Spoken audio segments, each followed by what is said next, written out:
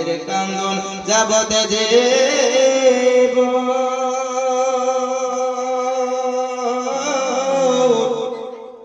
দুই চার মাসের মনের কান্দন রে ঘরের পরে বাইরের কান্দন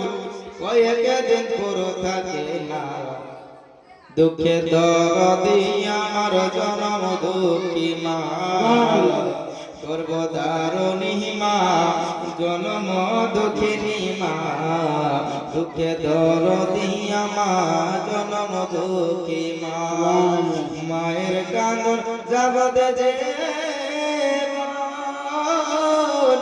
দুই চার মাস মনের কান্দন রে আরে ঘরের মরে বাইরের কান্দন কয়েক দিন পুরো থাকে না তোকে দরদি আমার জনমী মা সর্বদারণী মা জনম দুঃখিনী মা তোকে দরদি আমার জনম দুঃখী মা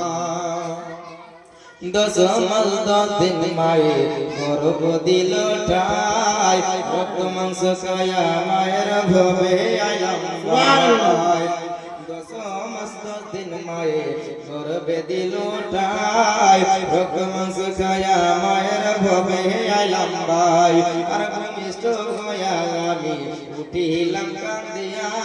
শান্ত করিল মায়ের বুকের দুধ দিয়া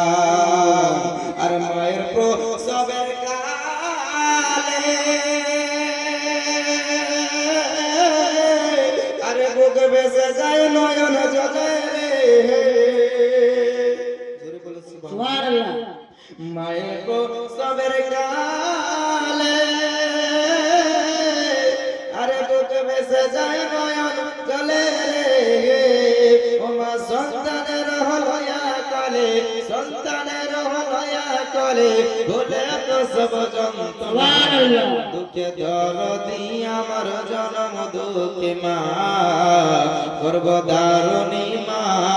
জনম দুঃখিনী মা